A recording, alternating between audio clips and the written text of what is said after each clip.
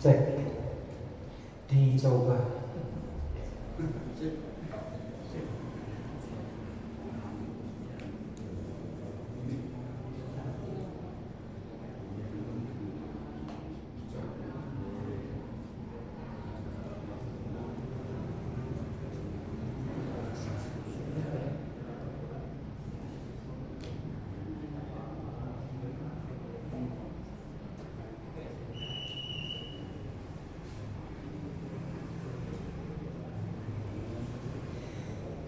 Assalamualaikum warahmatullahi wabarakatuh. Bismillah, alhamdulillah, wassalatu wassalamu ala rasulillah wa ala alihi wa sahbihi wa man wala, wa la hawla wa la quwwata illa billah. Asyhadu an la ilaha illallah wahdahu la syarika lah, wa asyhadu anna Muhammadan abduhu wa rasuluh la nabiyya ba'dah. Amma ba'd. Bapak Ibu para sedherek jamaah pengawasan sonten Ramadan wonten musala Al-Hidayah ingkang bekerja sama kalian Majelis Dakwah Muhammadiyah Penahan. Sedayanipun ingkang mugi-mugi tansah pinaringan rahmat saking Allah Subhanahu wa ta'ala. Nah, pending rin niki ibu-ibu dereng ireng. Ini bapak-bapak sing corongan bapak error seniki corongan ibu ingkang error.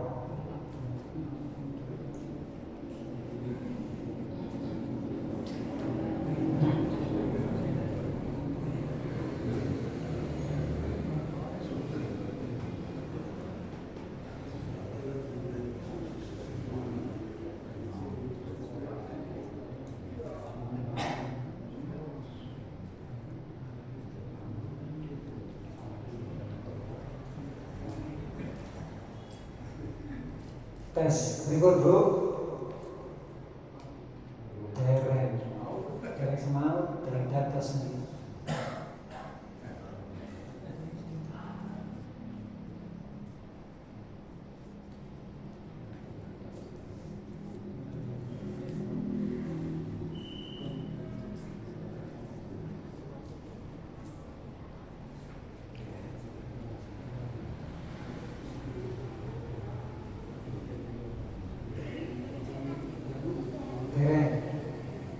Ditunggu. Ampun. Alhamdulillah. Kita lajengaken. Bapak Ibu para sedherek jamaah pengawasan sedayanipun ingkang mugi tansah pinaringan rahmatipun Allah Subhanahu wa taala. Kalau ini pembahasan kita terakhir bab cover, pasti halaman cover, halaman sampul nomor sekawan, sekaligus merespon soal ingkang dipun aturaken dimunturaken dening Bapak Koli Pak Muktamar. Pirsani nomor sekawan saking halaman cover. Idza aradal insanu an taqirra 'ainuhu bi auladihi wa dzurriyyatihi sholihin wa yas'adu fid dunya wal akhirati ma'an.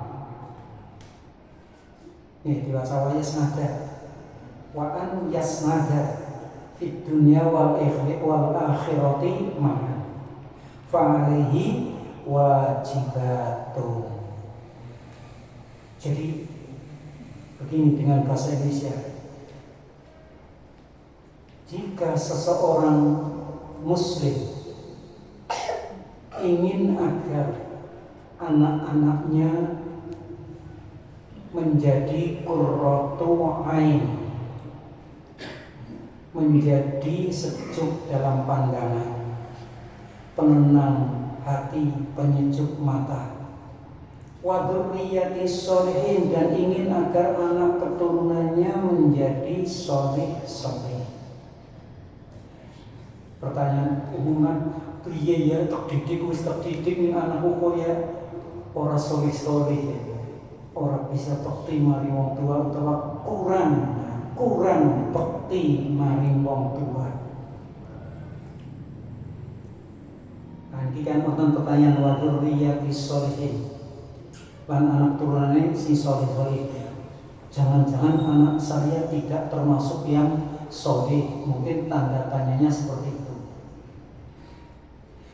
Wa yashhadu fid dunya wal akhirati ma'hum, dan orang itu ingin berbahagia bersama anak istrinya baik di dunia dan di akhirat. Fa'alaihi wajibatun, mongko kanggone wong iki ana pira-pira kewajiban. Jadi ada beberapa kewajiban yang harus dijalankan. Ini menurut Syekh Muhammad bin Jamil Az-Zainu, seorang ulama yang dianggap sangat perhatian terhadap dunia pendidikan anak-anak. Itu salah satu ulama yang sangat amat perhatian terhadap pendidikan anak-anak.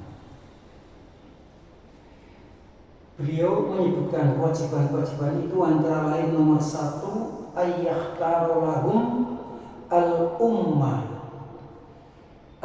sholihata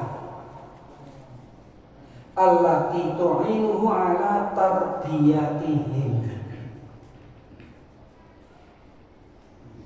Jadi pertama, kewajiban seorang itu kalau ingin mendapatkan keturunan yang sholih-sholihah yang menjadi penyejuk mata adalah memilihkan ibu yang sholihah, yang bisa membantunya, allati tu'inuhu, yang bisa membantunya, mendukungnya, mensupport ala tarbiyatihim, pada aspek pendidikan anak-anaknya. Pertanyaan saking kula, jenengan le golek bojo mbiyen berdasarkan pertimbangan niki napa mboten?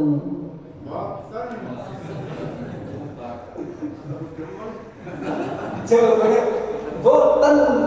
Niki boten, saya beli bapak-bapak jawabannya boten. Terus pertimbangannya apa? Demen. Kayaknya itu pertimbangannya demen. Pertimbangannya demen. Ya bener salah ini bocor ya demen.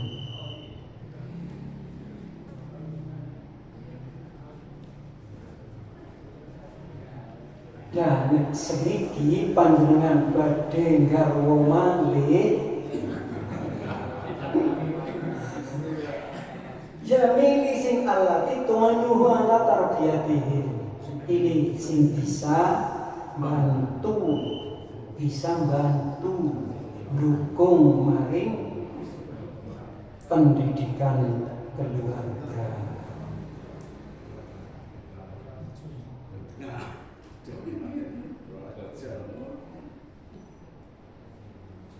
Kata kunci pada al-ummus sholihatu, ibu sing sholih.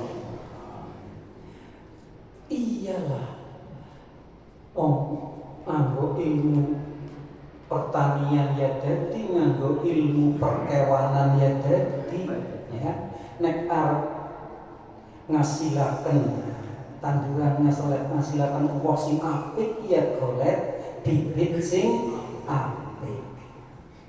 Jenengan ingkang penggemar sapi, tanpa sapa sapi wis mulai jaluk semah, digolek nanggo penggala sing gagah.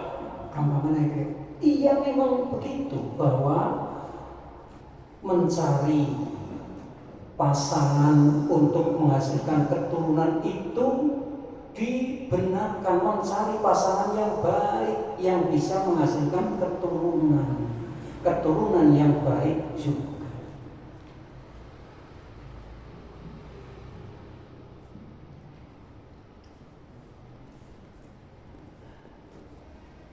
Nang sejining hadis ketika ihyanya satu nggak boleh ditawar-tawar, sorry tumrape ibu boleh garwa kakung mencari suami, sorry itu nggak bisa ditawar-tawar. Harus seorang yang sorry. Bagi seorang pria, seorang laki-laki mencari calon istri juga nggak bisa ditawar-tawar. Nomor pertama adalah solihah.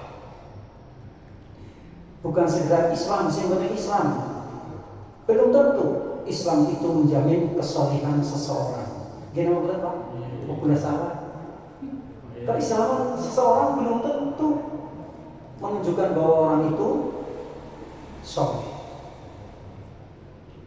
Nah, kalau di sensus penduduk Indonesia muslimnya, si muslim termasuk 82% kok nih. Menurut sensus sing kula waca beberapa tahun yang lalu 82%. Ini nyatanya sing soli ora akeh. Berbanding separuh ora. Mungkin tidak berbanding separuhnya. Kalau 80% berarti 40%. Kayaknya enggak. Karena apa? Indikasi Islam itu cuma tertera di kertu agama Islam. Indikasi yang tinggi itu demikian banyak.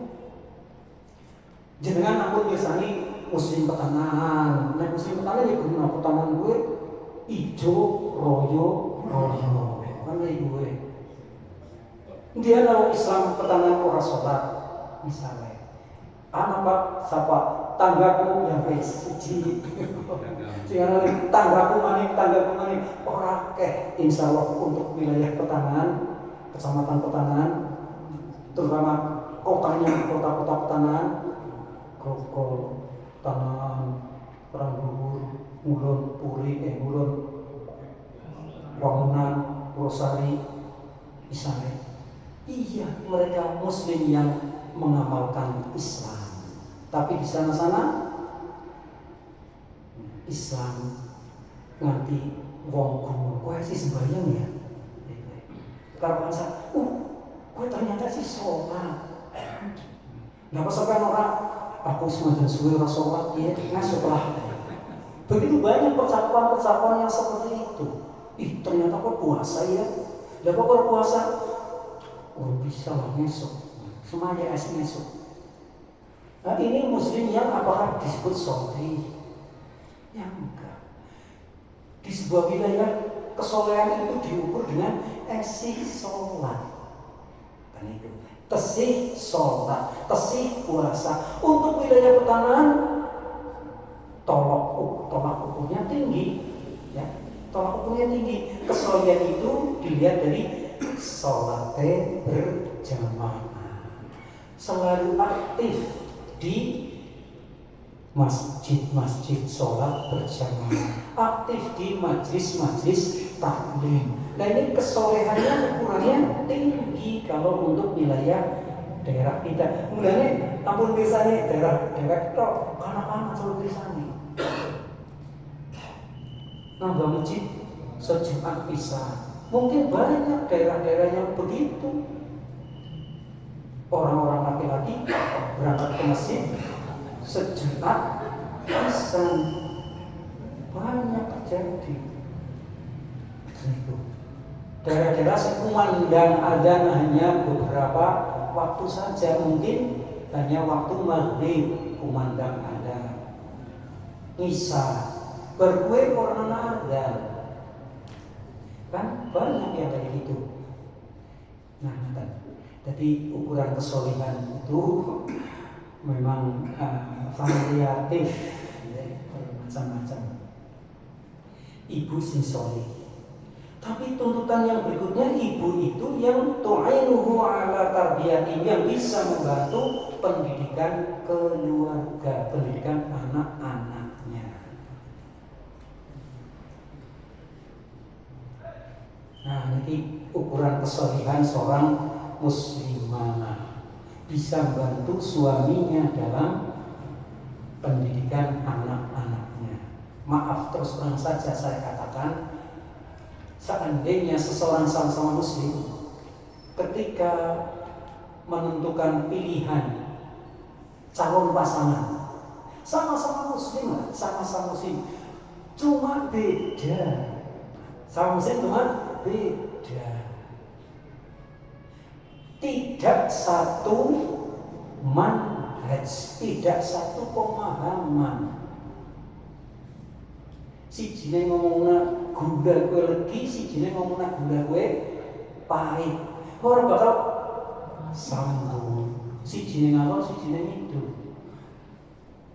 Maka sulit terjadi ta'awun dalam pembentukan karakter anak.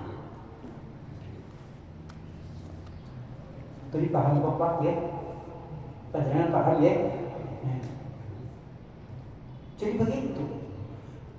Jangankan pembolehan mencari istri dari kalangan ahlul kitab. Ingat, bagi kaum laki-laki kan boleh mencari istri dari kalangan ahlul kitab. Karena di sana ada arahan agar si istri ini bisa masuk Islam. Ketika seorang laki-laki memilih istri dari kalangan ahlul kitab, baik Yahudi maupun Nasrani, maka harus ada satu pencapaian target, yaitu si istri bisa masuk Islam, bisa digeret hubung Islam. Kalau tidak, keturunannya supaya menjadi muslim. Itu kebolehan-kebolehan yang secara hukum memang iya.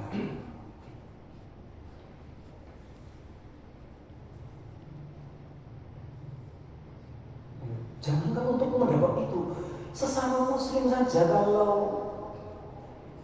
kalau manhajnya berbeda, pola pemahamannya berbeda, angel banget.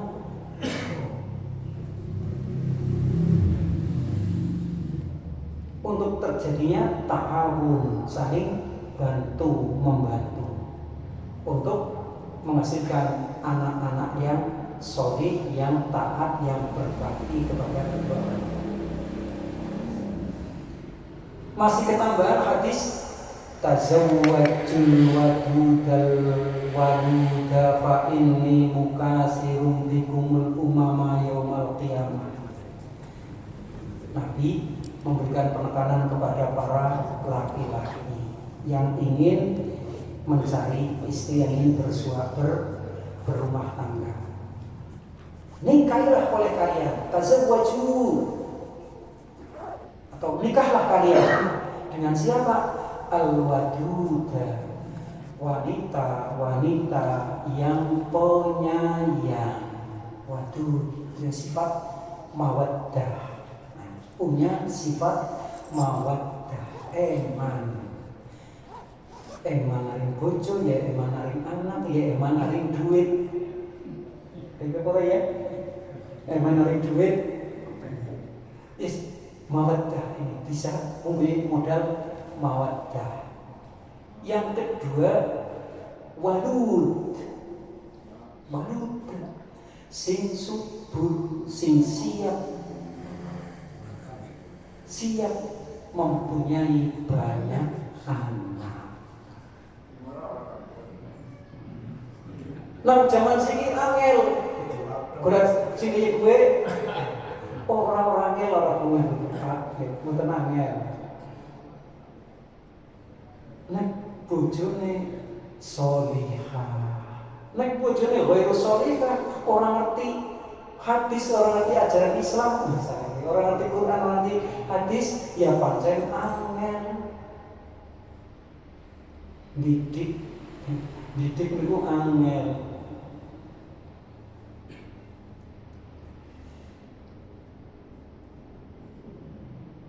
Di Indonesia cukup sulit untuk mengembangkan jumlah anak yang banyak. Pada Rasulullah fa inni mukasirun bikumul umamah. Jalaran ini milate. Kenapa Rasulullah memerintahkan agar umatnya memilih istri-istri yang wadud, yang subur? Karena Rasulullah menyebutkan, karena saya akan membanggakan jumlah kalian yang banyak di depan umat-umat yang lain, di depan umat Nasrani, di depan umat Yahudi, di depan umatnya Nabi Ibrahim, di depan umat Nabi yang lain. Besok di yaumul qiyamah. Nah, keadaan hari kiamat kan juga gambaran dari keadaan dunia. Kalau jumlah kaum muslimin di dunia sedikit, ya nggak mungkin besok di dunia akan banyak, ini nggak mungkin. Banyaknya jumlah kaum muslimin itu diusahakan sejak di dunia.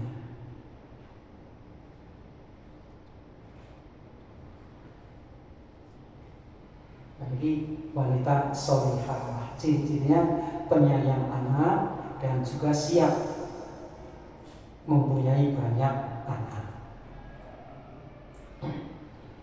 Oh enggak, ini belum aja kawan nomor 1. Pokoknya golek ibu istri yang solihah.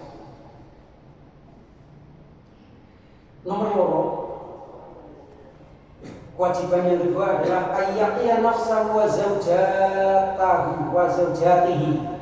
Ayyaqiya nafsahu wa zawjatihi wa auladahu wa banatahu minan nar. Wajib bagi dia menjaga dirinya sendiri. Ayyaqiya nafsahu, menjaga dirinya sendiri dari hal-hal yang membahayakan. Ya tentu saja membahayakan dalam hal ini membahayakan dirinya.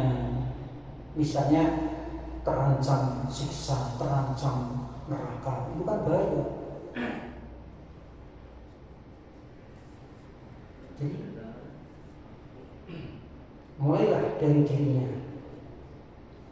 Ini langsung disebut tentang ayat qu anfusakum wa ahlikum nar. Jaga dirinya, wa zaujatihi, lan jaga bojo-bojone, wa auladahu, lan jaga anak-anake, wa banatahu, lan jaga juga anak-anak wadone, minan nar, sekang geni neraka. Dan cara menjaga dari api neraka menurut Imam Ali dan beberapa sahabat serta tabi'in adalah dengan melakukan pendidikan Islam yang maksimal, yang benar, dengan pendidikan Islam yang benar.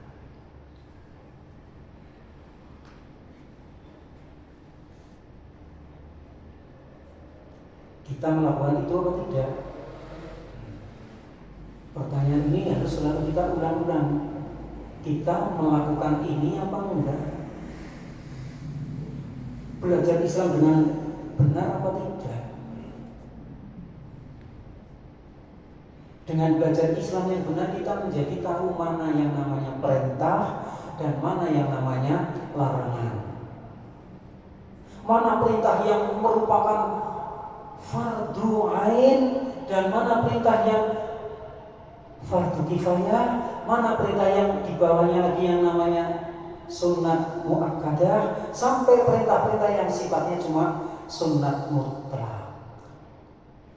Dengan mengetahui peringkat-peringkat perintah, peringkat-peringkat perintah, kita nanti akan bisa efektif, efisien ketika melakukan sesuatu.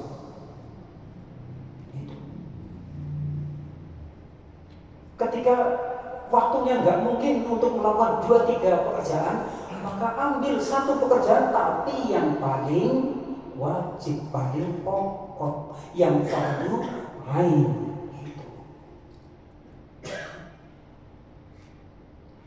Di dalam puasa ini kita sholat wajibnya kedodoran. Kedodoran gue dengan pertanganan, ya sholat di sholat nih mau nanuma jamaah baru tahu orang tahu orang nang soft ngarep. Maaf saya katakan keliru. Nah sholat zuhur ngasar maghrib nanuma, zuhur ngasar maghrib nanuma ora jamaah maksudnya. Tapi bareng isya gandeng acara double karo tarawih, jadi selalu di masjid dan tarawihnya selalu berjamaah, tidak pernah ditinggalkan berjamaah.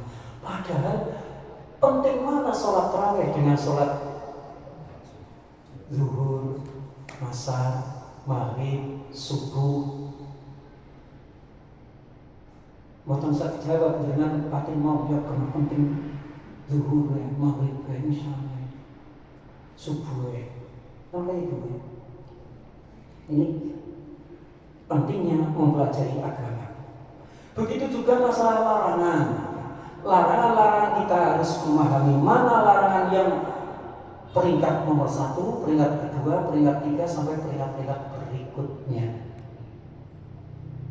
Orang yang tidak tahu bahwa larangan Islam nomor 1 adalah kekufuran dan kesyirikan, maka orang itu berpotensi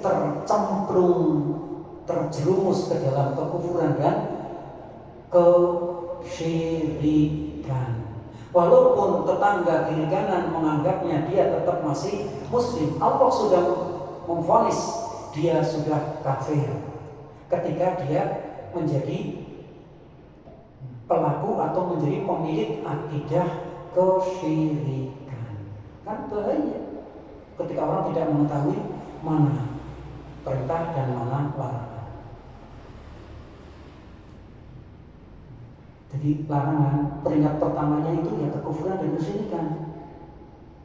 Ini yang pertama. Kemudian larangan yang kedua adalah bid'ah. Larangan ketiga adalah kabair, dosa-dosa besar yang harus ditinggalkan. Berikutnya adalah shaghair, dosa-dosa cilik. Berikutnya adalah perkara-perkara mubah, al-mubahat, tetapi menghabiskan energi. Al-mubahat, perkara-perkara si menang-menang, si ulih-ulih baik, tetapi menghabiskan energi, menghabiskan waktu, menghabiskan uang, sehingga kesempatan untuk mendapatkan kemanfaatan, mendapatkan kemaslahatan dan melakukan ketaatan-ketaatan habis waktunya. Nah, ini masuk ke dalam wilayah yang seharusnya tidak boleh dilakukan, walaupun itu aslinya mubah. Perkara-perkara sunnah, bahkan sampai perkara-perkara sunnah, utawa istilah mafdul, perkara yang punya nilai utama, tapi dia saking segede melakukan perkara mafdul sampai perkara yang fadil terkalahkan.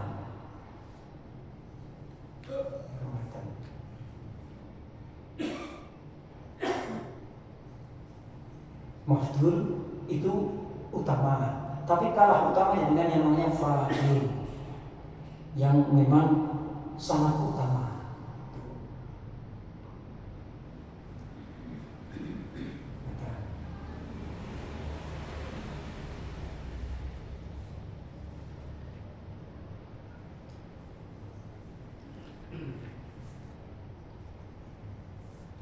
Jadi belajar agama untuk mengetahui mana perintah dan mana larangan. Ampun sampai bahwa itu isi dari agama itu yang pokok adalah perintah dan larangan. Dalam masalah akidah ada perintah, ada larangan. Dalam masalah ibadah ya ada perintah dan ada larangan. Dalam masalah muamalah ya ada perintah dan ada larangan. Dalam masalah hukum ada perintah, ada larangan. Intinya terletak pada perintah dan larangan. Setiap nabi datang mesti membawa perintah. U'budullaha wa la tusyriku bihi syai'a. Atau dengan istilah lain, U'budullaha wajtanibut taghut. Itu pokok perintah. Sembahlah Allah dengan mentauhidkannya dan jangan syirik terhadap Allah dengan sesuatu apapun. Dan janganlah kalian menyembah tauhid. Ini masalah larangan. Intinya seperti itu. Hingga nomor 3, fa'alaihi wajibatun. Hingga nomor 3, kewajiban sing kudu dilaksanakan. Tangsitan tenggulan jenengan ingkang kepengin anak keturunan kita sholih kelan menjadi qurratu ain. Ya'muruhum bi ta'atillahi wa yanhahum an maksiyatihi wa yu'inuhum ala dzalika.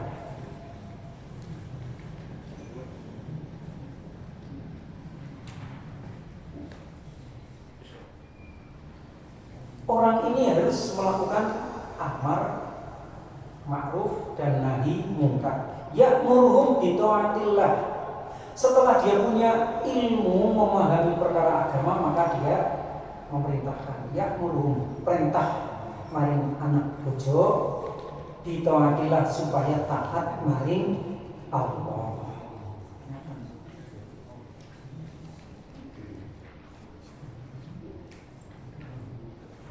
Kula jenengan boten mungkin saged merintah-merintahaken anak bojo nganggo prestasi bener nek ora ngerti perkara sing kudune diperintahkan. Karena kita bisa memerintahkan ketika kita tahu bahwa ini memang harus diperintahkan. Artinya ngerti mari perintah-perintah agama, ngerti sing kudu diperintahkan. Mari anak. Wa yanhahum lan semoga ngelarang maring anak lan maksiati seko bermaksiat maring Allah. Enggak mungkin kita bisa melakukan larangan-larangan kepada anak-anak, kepada istri kalau kita enggak tahu mana yang seharusnya dilarang. Bukan sekedar memerintahkan dan bukan sekedar melarang, tetapi juga wa yu'inuhum ala dzalik. Ya, wa yu'inuhum membantu mereka agar bisa melakukan perintah-perintah dan agar bisa menjauhi larangan-larangan.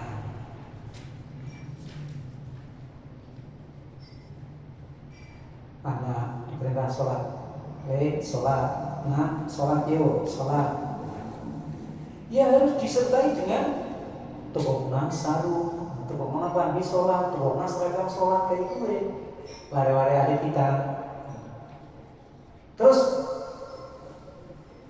apa? Dibantu dengan cara dijak yuk ke masjid, digonceng, dijejeli, sholat dijejeli. Nah kalau lagi teman sekolah bisa saja di rumah. Ganduli. Jangan sih deh. Betul putrane, betul wayah-wayah tak masjid ini baru masjid diubah. Kesuk Pak Muslimin. Siapapun takbir masjid jengkel ketika anak-anak lari-lari ganggu kekhusyuan sholat kita. Enggak masa sholat tarawih, waduh ramene. Lari-lari kita nih dulu di butatan masjid. Niku dicekeli ya, disanding teng bapake. Utawa teng ibune sing banyak nderek nang masjid, cekeli sanding. Kawin ngamos digerengi nang masjid. Salat, orang melayu, orang doyan, orang gembar-gembor. Begitu didoktrin, doktrin ini kadang-kadang terlupakan oleh kita. Rasa saya bocah harus dikirim masjid wis. Oh, bocah itu bocah.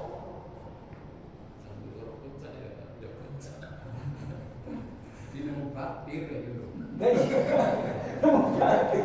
Ya banget bocah jenengan mah domai kok mangke kasih bisik anak orang ya kan pokoknya ya ngaran wong dia padahal ya baik bocah jenengan sami mawon kalian bocah ikan wis ketemu bareng ya wis akur maka harus ada doktrin dari rumah. Alasannya tarbiyah mengenal masjid. Jadi dolanan masjid itu apa? Tarbiyah mengenal masjid. Ini ada tarbiyah mengenalkan masjid kepada anak-anak. Ini gini tuh ampun dijor lah, ampun dijor. Tidak ada larangan membawa anak ke masjid. Wong contohnya Rasulullah dewek, Hasan Husain pada masa kecilnya cucu Rasulullah itu kan dia dibawa ke masjid. Dan mengganggu baik, iya ganggu, mengunggah gendongan, mengunggah habis sujud di tunggangi, ya iya, tapi tetap dikendalikan, dinasehati dan seterusnya. Tanya Ustaz, kalau ada orang sama di masjid, orang tua bawa anaknya bubur itu apa harus dibatalkan atau sampai selesai? Pertanyaan itu adalah pas bocah sih ya. Kalau ada orang tua membawa anak-anaknya ke masjid baru wis sholat, wis lagu sholatnya, anaknya melayu berburu atau melayu namanya soft gue. Jadi antar soft itu menjadi arena bermainnya anak-anak. Gue kepriye. Gitu, kurang bingung dengan jambai gue. Yang saya lakukan saja, yang saya lakukan pas lipat ngarepe saucek sebenarnya soft. Ini bulan sing lakoni. Bulan boten batalaken salat kula, lan kula boten koyok-koyok lan kula. Niki jawabane kula nggih dadi niki bersifat mangke jenengan punya metode yang lain barangkali. Tapi kula boten batalaken salat kula, mung boleh bergerak untuk menyelamatkan keadaan, yaitu pas anak itu lari itu liwat lajeng kula tanda cek terus kula cekali. Nah kaki sedekap, ya sedekap tak dicekali nanti bersakit ngerti lah non orang ini melayu. Di rantai yang di rantai plastik. Itu terjadi tadi kok daerah Mekah kok. Jadi anak kecil biar tidak mengganggu dirantai dengan rantai plastik gitu. Jadi sholatnya ya memang, tapi ketika lari otomatis bisa terkendali gitu.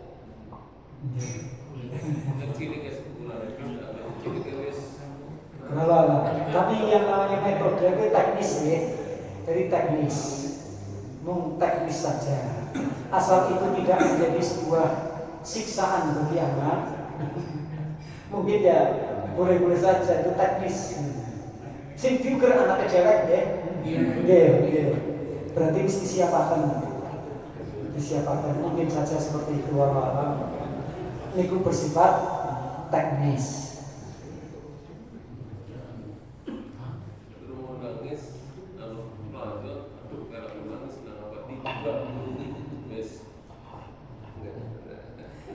Dan anak-anak nangis, aduh anakku tiba kayak, ya mana dia juga berbuku kesukaan Bob. Berarti misal, aduh anakku tiba nanti kayak ganggu kehusukan. Nangisnya jengking dengan batinnya sebayanya maka dengan juga saking sholat itu boleh-boleh saja. Karena ada sesuatu yang bahaya. Bahaya ya, turun ini si tanah.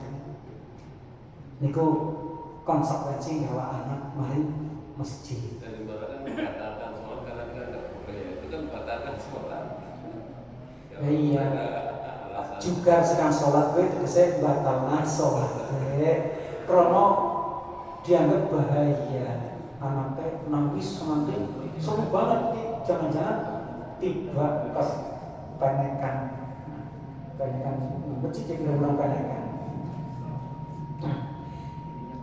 Kalau memang diperlukan membatalkan sholat, itu memang iya, boleh saja. Insya Allah, wallahu a'lam bishawab. Bukan anak itu gimana? Terus memangnya oke. Tiba-tiba terlibat. Ini di luar sholat ya Ustaz, tapi mungkin sedikit mirip-mirip lah. Hakim ini Allah Akbar, dilalu kali bers, mengaku kepergian ini kami. Dan ini apa batal sholat, apa sholat darah khusyuk? Maka dulu. Ini jawaban yang sekali lagi menurut fakih tadinya ya. Kula mboten ngertos fatwa ulama kalau keadaannya seperti itu gimana. Yang pasti kalau sholat itu kehilangan kekhusyukan, kalau sholatnya jadi hilang kekhusyukannya, ya udahlah, berhenti saja, berhenti dari sholatnya sampai kemudian siap untuk masuk sholat lagi. Nah, itu antara lain dengan waduh dan pas begini ya pada ucap pematan ibu-ibu kena gue tangkelalen Allah Akbar terus suara ini yang di dalam apa hilang bahaya. Ketika ada masalah, ada bahaya, ya udah jadinya berhenti dari sholat. Tapi ini kan pertimbangan harga sholat itu tinggi sekali.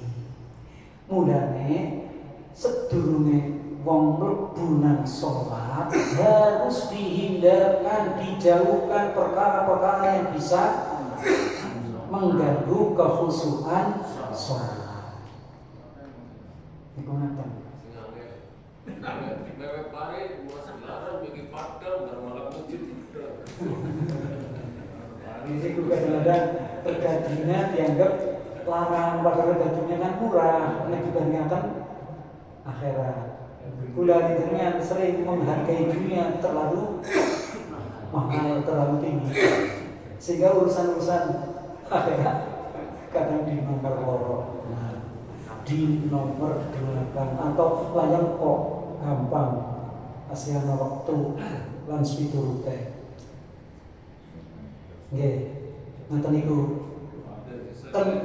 Intinya ketika sesuatu itu membahayakan, maka jadi ya boleh lah menghindari bahaya itu boleh. Sekarang kalau saya jamaah, pagi saya seperti ini. Kalau nggak jamaah wajib. Wah ini nggak jamaah, paling nggak ini. Itu sekarang benar seperti itu. Betul deh. Kadang-kadang ada itu lah. Nomor sekarang, ayyurghibahum fil jannati wa annaha liman ata'a Allah wa yuhadiruhum min jahannam. Sebagai orang tua atau seorang yang ingin agar anaknya bahagia, anaknya menjadi qurratu ain, anaknya menjadi orang saleh, yurghibahum fil jannah. Si orang tua ini berusaha untuk mengenalkan anak dengan surga dan mencintakan surga kepada anak, agar anak cinta surga. Niki lare-lare ingkang secara kognitif, secara kecerdasan belum sampai. Tetap kita sudah mendoktrin, lakukan indoktrinasi, paksakan untuk cinta surga dengan bahasa-bahasa doktrin itu kayak bahasa sih, orang perlu nganggo akal-akalan, sementing dosa semua neraka, gue ganjaran surga, Allah bakal manggonakan kita nang surga di panggonan sing serba nikmat. Pertama itu saja, serba nikmat, tempat kenikmatan, tempat yang disediakan untuk orang-orang yang baik-baik. Larene dereng saged dicap mikir secara ilmiah. Jadi itu kenalkan dan cintakan sorga. Sebaliknya juga harus disebutkan lawannya. Wa yuhadziruhum min jahannam, dan memberikan peringatan keras dari bahayanya neraka jahanam. Nah, ini tentu saja ya mengenalkan annaha liman ata'allah, bahwa surga itu bagi orang yang taat kepada Allah. Nah, termasuk ngajaraken lare taat datang Allah niku taat mari wong tua. Allah sing ndawuhna kowe kon taat mari bapak ibu, ki dawuhe Allah. Sehingga sampai tua nanti, sampai gede anak itu ketika melakukan ketaatan kepada Allah itu bukan terbatas karena orang tua yang sudah berjasa penuh kepada saya, bukan sekedar itu, walaupun itu termasuk ya, tapi ini bagian dari perintah Allah. Anak bekti maring wong tua. Maka sejak kecil diberitahukan surga itu untuk orang yang taat kepada Allah. Termasuk taat kepada Allah adalah taat kepada orang tua. Anak taat kepada orang tua, murid taat kepada guru, rakyat taat kepada pejabatnya. Itu doktrin. Ketaatan kepada Allah antara lain itu. Wa yuhadzirum min jahannam, dan memperingatkan mereka dari bahaya neraka jahanam. Ya, kita beten-beten ini kayak cilik bocah gorok dosa. Bapak ibu pernah digoroi, Allah orang kenal. Allah mesti pirsa, Allah mesti ngerti baik gorok. Jadi aja gorok dosa neraka.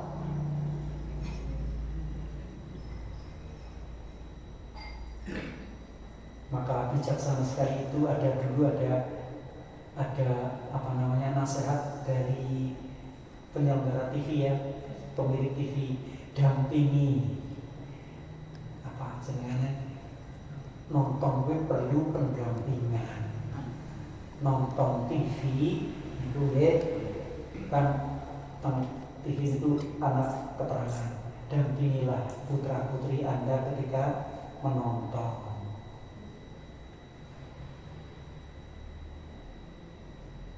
Yang ceritanya relatif bagus, misalnya menurutku lah bagus ceritanya dan sesuai dengan karakter anak. Ipin apa ini sebenarnya? Ipin relatif bagus. Oh, ini nggak kan? Pada karton lah, film karton, tapi Jepang. Pembunuhan, terus tangannya bisa metu genine, apa sebenarnya berubah. Aduh,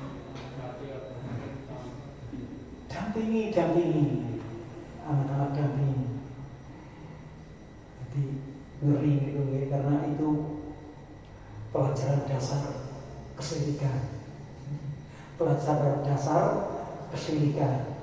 Jadi seorang ahli bela diri sakti. Nah, ketika kata sakti itu sudah masuk ke dalam pikiran dan hati anak-anak, sampai tua dia merasa bahwa sakti itu bagian dari bela diri, ilmu bela diri. Padahal sakti itu bagian dari kesyirikan. Bukan karomah, Pak. Maaf. Bukan karomah seperti yang mungkin sering disalahartikan. Para auliaullah itu adalah orang-orang yang punya karomah. Nah, karomah apa? Karomah orang tegas papak parune bisa neng gurindo. Ditembak ngakak-ngakak, dibedil, mencicil. Dia itu karomah. Sihir disamakan dengan karomah. Maka bahaya ini. Ilmu yang dipelajari menjadi tenaga dalam dikatakan karomah. Waduh, gawat ini. Anak-anak sampai pemahaman yang keliru kalau tidak didampingi oleh orang tua yang bijak, orang tua yang paham terhadap akidah. Ketika nonton sinetron, nonton apa, sinetron bela diri Indonesia itu kan mesti kental dengan kesaktian, ilmu-ilmu gaib, maniapak bukan.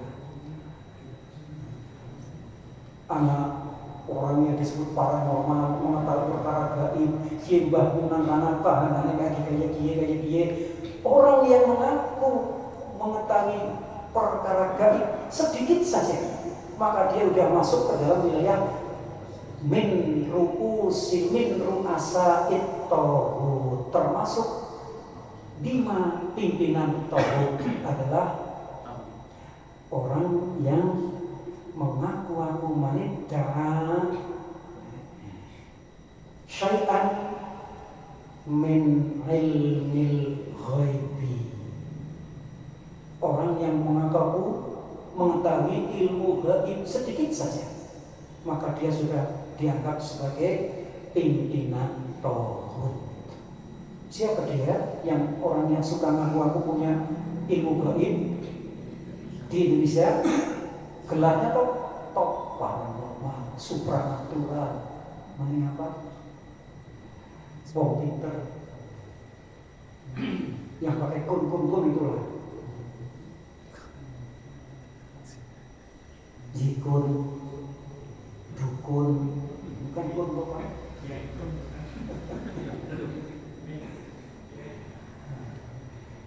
Aduh, bahaya.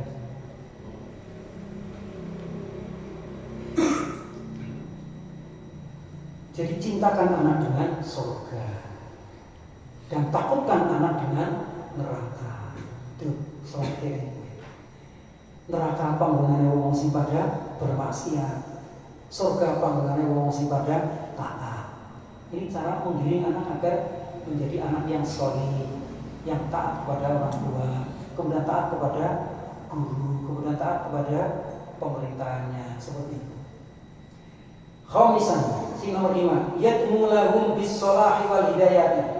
Wong tua sing rajin dongak-dongakna kebagusan lan hidayah kanggo anak-anake. Rajinlah kita menjadi orang yang mendoakan kebaikan bagi anak. Bis-sholah, dongakna kesolehan. Wal hidayah lan dongakna hidayah. Moga-moga peringatan hidayah, moga-moga selalu mendapatkan hidayah. Sebaliknya walayat mu'alaihi bisyar, aja domakna Allah nganggo donga sing ala bisyari donga. Yadmu ala kowe sedungan donga Allah. Tapi kalau yadmu lahu kowe doakna apik. Kali kula jenengan dadi penganten, kanca-kanca kita di donga apik banget lho. Barakallahu laka wa baraka alaika wa jama'a bainakuma fi khairin. Biyen urung doana lagi kuwi Pak Tenar. Iya biyen sih dadi doana waktu kita jadi pengantin ya. Moga-moga langgeng selawase kakek-kakek ninen-ninen kaya dene Mimi lan mentuno, mati satu yang satu ikut bunuh diri. Itu sifatnya mimi lan mentuno, jeneng iwak. Moga-moga kowe kaya iwak mimi kalau iwak mentuna. Nek mimi mati, mentuna harus ikut mati. Nek mentuna mati, si mimi yang itu bunuh diri. Apa itu ajaran Islam? Oh, jadi Islam bojone mati, kenapa ganti bojo? Salah apa bener udah? Rumpuk salah. Ya Pak Bulan?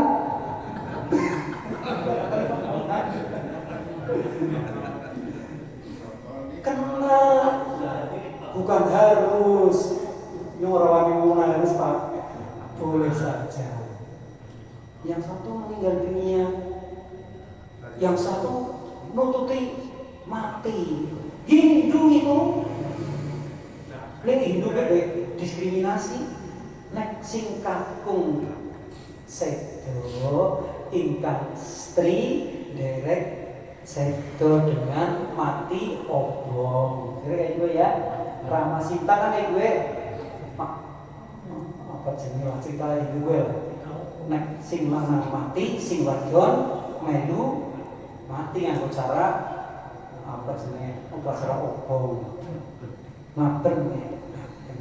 Ngaben sing pembakaran jenazah apa? Dan itu sih harus mati. Iya dong, urip yang perlu gini main mati nututi selana sebagai bentuk kesetiaan terhadap si laki-laki. Ning setiga nek sing wadon mati, sing lanang rabi mati. Yo rabi, nak Hindu kowe lho. Nek nang Islam ora. Duda maupun janda boleh saja menikah lagi. Jadi jangan khawatir, Islam itu tengah-tengah agama yang wasitiyah, bersifat tengah-tengah. Barakallahu laka. Lah ya kok seringan dia ya. Jadi dongakna wong dadi penganten tidak sekedar donga samawa, sakinah, mawaddah, warohmah, samaro. Nama singani samawa yang udah bahasanya ya samaro, sakinah, mawaddah, warohmah. Tapi doa yang diucapkan di hadapan si pengantin niku dudu niku. Kalau yang muga-muga sakinah mawaddah warahmah itu tidak di hadapan si pengantin, bisa di belakang. Tapi yang di hadapan pengantin adalah barakallahu laka wa baraka alaika. Dua kata saja ini. Belakangnya barakallahu laka. Yang belakang barakallahu alaika. Beda. Barakallahu laka itu tegese moga-moga Allah tansah maringi keberkahan, maring nikmat rezeki jadi berkah, panjang umur berkah, anak sing berkah itu laka. Ketika menghadapi kenikmatan-kenikmatan, moga-moga selalu menjadi berkah, nikmat itu berkah. Tapi juga wa baraka alaika, ketika sudah berjalan 3 bulan ke sana, naik sebulan, 2 bulan, 3 bulan kan saat-saat honeymoon nih, anaknya manis, indah, enak, nikmat dan senang. Tapi coba udah 3 bulan ke sana, celengan enteng, celengan pungtur bulan kerja, jadi yang enteng celengan mulai genang-genang, ngomong lagu tempo, genang ya. Semangat waktu lalu tempe turun jadi turun derajat, lalu tangga turun derajat. Dan ini sudah mulai kena musibah. Ketika kena musibah, moga-moga tetap mendapatkan berkah Tuhan. Barakallahu alaika. Semoga Allah tetap memberikan kebaikan ketika kamu kena musibah. Ketika bencana, musibah, penderitaan sudah mulai datang, kamu tetap mendapatkan berkah. Apa sih berkah musibah? Ngertos Pak? Berkah musibah? Oh, kasih misal mandur, kardur, keisengan, kayak padasan. Musibah itu kayak padasan keluarga muslim mukmin. Setiap musibah itu terjadi penghapusan dosa-dosa. Mandur, kasih isor. Dosa mandur. Ketika si mukmin ini kena musibah dia bersabar, maka mendapatkan suplai pahala. Nah, pahalanya kasih guru. Pahalanya tok. Ini sore diri diure tok. Kan bagus, dosanya hilang. Malah tambahan pahala yang banyak. Ini namanya berkah dari Allah ketika kita menghadapi musibah. Barakallahu alaika. Kuwi bedane la karo ngala. Lahu karo ngalaihi. Laka karo malaika. Mulane tadi dilarang walayatu alaihim bisyarri. Aja doana Allah. Ya gue bisa dengan donga-donga sing jahat, sing elek. Nyipatani, mengutuk, melaknat kepada anak. Gak boleh, gak pernah. Pinter, nanti, jadi kus pinter narik, pinter nyembah. Kamu kebuka pengen kaya jupe. Aduh, dong lagi ya, maaf ya, udah sebut jeneng. Moga-moga pengen sebagai kayak artis si Fulana. Kula lemastan iki donga ala Abu. Pocarean bae teknik tantrum cara bahasa Sunda tantrum ya jengkel, mogok, kewat-kewat. Dikon sarapatalo dikon semarang kok ya semoga-moga kowe ngesuk diparingana hidayah bisa jadi imam masjid Az-Zuhud. Kedua Allah apa kenapa? Ape.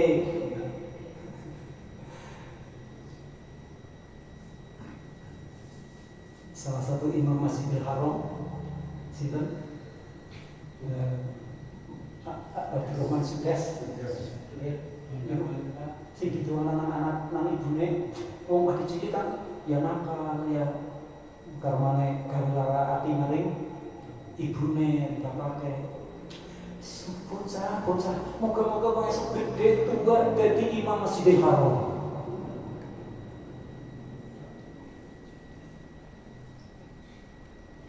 Terjadi, nah kalau salah sudah sih terjadi karena doa ibu. Tadi doa pas nyampe, jenengan kesuh kayak apa aja makna Allah. Dasar anak apa? Anak kenatan. Dasar anak apa? Anak siluman. Ya. Ramane siapa? Dasar siluman. Katakan itu be, dan anaknya kan cerdas. Iki anaknya siapa kisih? Apa ngapa? Lah siluman kok anak belis. Anaknya yang maksudnya gue. Siluman anak belis, dan aku siluman kok belis. Sopi. Jangan di sekat seter putra jangan. Pokoknya doakan kebaikan.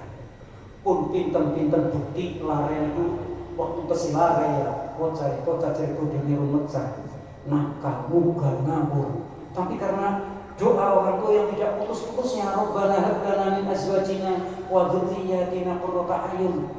Waj'alna lil muttaqina imama. Enggak putus-putus atau dengan bahasa sendiri. Ya Allah paringana hidayah, ya Allah paringana hidayah anak-anak muda. Sedikit nakal ini moga-moga dan diparingana sadar, diparingana hidayah ya Allah bimbing. Ya Allah mugi-mugi kula kuat. Gusti Allah mugi-mugi kula ampun cedhok kesabarannya. Terus begitu. Nah ini namanya yadnu lahu doa maaf bis-shalah wal Rob sadisan tinggal nomor 6 la yasjaduhum wala yantahiruhum wala yukallifuhum ma la yastati'un. Wong tua wong ya sampai anak soleh aja ngetah aja ngetak-ngetak. Maring anak walayan tahirum lan aja nyentak-nyentak.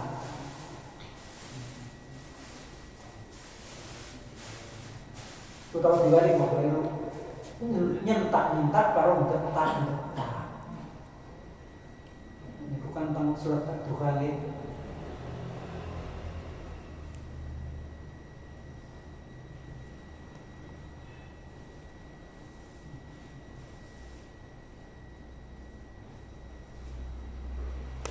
Wala tangga. Kuribun tadi mana? Wa ilas sa'i.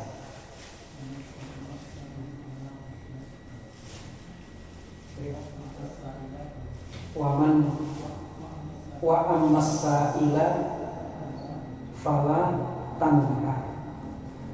Wa ammas sa'ila fala tangga.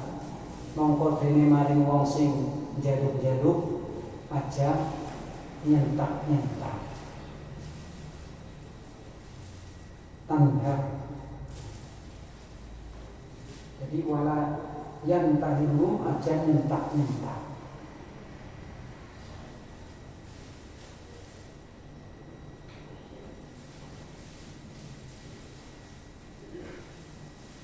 Relatif mudah ini teng zaman seniki bapak ibu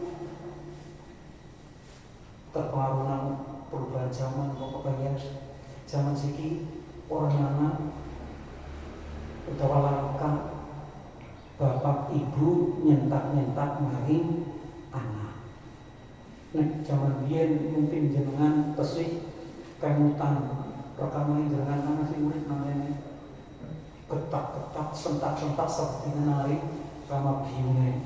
Zaman biyen pendidikan kuno, pendidikan tradisional. Getak, nyentak, nyabet, nepan, nendang, biasa kok. Biyen kayak apa sih boten nonton lerek ditendang, disepak, dijewek. Sebab siki nyentak, siki nendang maring anak, sore ketekan polisi. Dan KDRT sangat dilindungi kekerasan dalam rumah tangga. Pasalnya sekian bunyinya begini. Aduh, anak-anak KDRT baik orang nanti KDRT anak pasal hukum yang melindungi. Jadi orang yang tak. Wala yukallifuhum ma la yastati'un, dan tidak boleh memaksa mereka dengan suatu paksaan, suatu pekerjaan yang mereka tidak mampu. Anak-anak urung mangsane, jadi nek urung mangsane bisa ya jadi paksa bisa.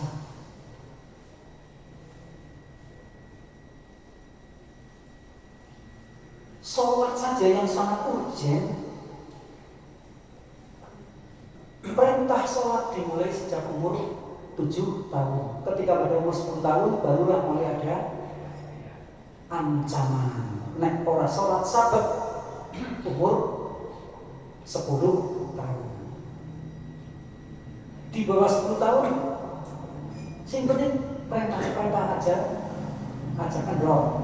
Aja bosan perintah sholat itu. Tapi ketika sudah 10 tahun anak ini pasti sudah mampu untuk sholat. Bisa ngadep orang lain. Mungkin ngasih kelas 1 ya niku aku putaran jenengan sholat kamu sih ya ini urung aku semuanya bisa mereka belum mampu.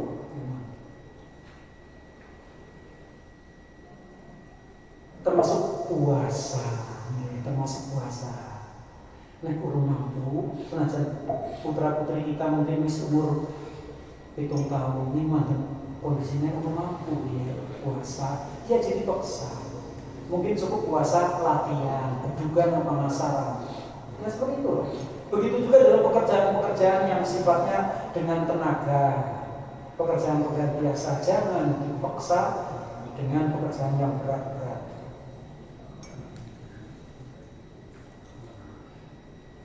Intinya sih Yang ketujuh, ayyakuna lahum al-uswatul hasanatu, ayyakuna lahum al-uswatul hasanatu bisidqi wal amanati wal mahabbati. Hendaknya seseorang itu, seorang ayah, seorang ibu atau calon ayah, calon ibu menjadi uswah hasanah lahum bagi anak-anaknya. Nah, kalau belum jadi ibu dan belum jadi bapak, belum jadi anak, ya belajar menjadi orang yang bergelar uswatun hasanatun. Bapak, gue kalau ibu ya, bapak kalian ibu dalam panjenengan adalah menjadi cermin bagi anak-anaknya. Apa yang dilakukan oleh bapak ibu di rumah, yaitu yang dianggap baik dan akan ditiru. Makanya tampilkan sesuatu yang baik. Istilah jaga citra boleh, jaga citra, jaga nama baik di hadapan anak-anak. Jadi umpama jangan bapak ibu rudon silangan rudon, berhentilah rudon tanpa sapa anak salah sisinya anak kita mlebu kita rudon apa-apa. Iki anak kita dong ya mari rudon mari. Masa angel lah jadi artis orangnya orang belajar jadi artis ya itu Pak. Pekan-pekan. Ya kadang-kadang ya kayak gue lah, jadi bagian dari suka duka rumah tangga ya kayak gitu. Rudon. Tapi ketika itu datang anak berhenti sampai anak itu pergi. Nah terus mau jadi sesuatu hasanatun yang baik di hadapan anak-anak, yaitu dengan sikap sidiki, dengan sikap kejujurannya, kebenarannya, jujur, wal amanah dan juga amanah, dan juga mahabbah, cinta. Kalau suami istri, bapak, kalau ibu, keton hubungan harmonisnya, saling mencintanya kelihatan oleh anak-anak. Maka anak ini pengaruhnya besar sekali. Hubungan harmonis suami istri ini akan terekam baik oleh anak-anak. Bapaknya jujur, ibunya juga jujur dan amanah, maka betul-betul akan menjadi contoh yang baik bagi anak. Bapaknya perintah dimintai nari ibunya. Dan ini sering terjadi. Bapaknya perintah dia ibunya ngawetnya. Jadi dulu si bapaknya cerewet. Di hadapan anak, seorang ibu mengatakan bapakmu cerewet. Bapak balik udah, bapaknya yang ngomong, ibu, cuma orang diawet, macam bapak, dicungi, udah nih ibu, menembalnya pakai ibumu benar, pergi, makin cerewet. Aduh, ini betul-betul pendidikan yang kacau balau.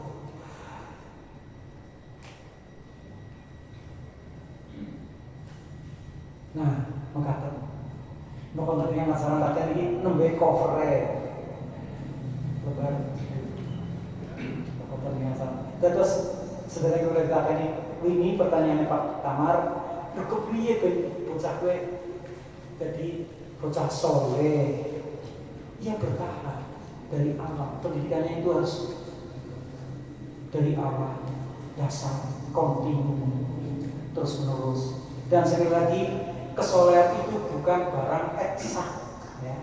Kesolehan itu bukan sesuatu yang bersifat matematis, tidak. Tapi ini bersifat lentur, anak kalane. Kesolehan ini sedang naik, ada kalanya menurun, ada kalanya hilang, kayak hilang. Jadi terjadi semacam putus kesolehan.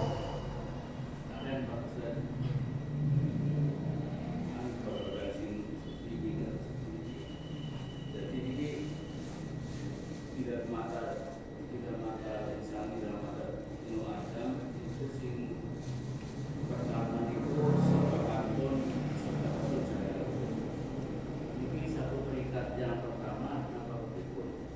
Itu pada umumnya ceritanya itu yang pun langsung mati atau dibulun itu dari berpanjang menulis sedikit walau sedikit laula akhotani la jari koin masuk jakob nuwane dijawab namun sedikit masuk jakob kayak gitu maksudnya.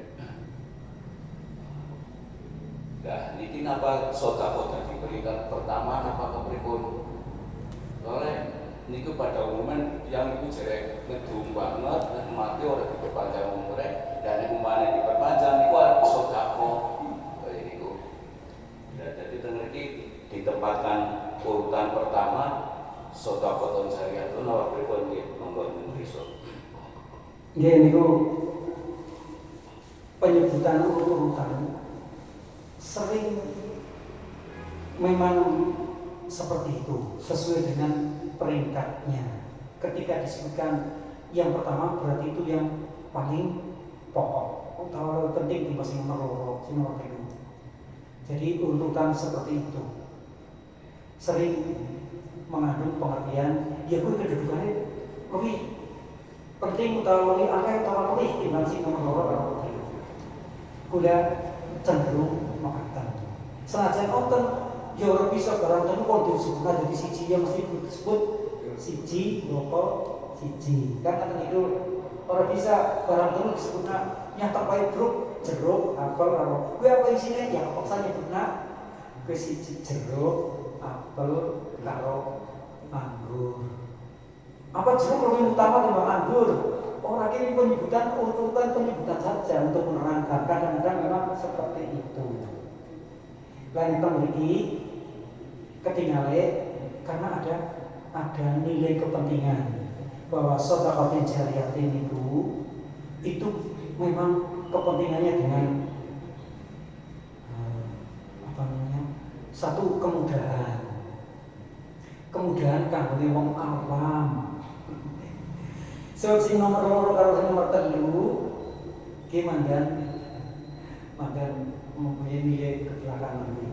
Sing nomor 1 sedekah jariyah niku ingatan niku lah duweni kepentingan tersendiri terkait dengan pas sing dilihat nang kajian Pak Takir tentang la asaddaqanna wa la akunanna minas sholihin anfiqu mimma razaqnakum min qabli nah susun pasang niku nggih. Jadi berinfaklah sebelum datang ajal atau kalimat itu nek pula dibaringi pengunggahan sedela mawon kula ajeng bersedekah lan ajeng dados tiyang saleh.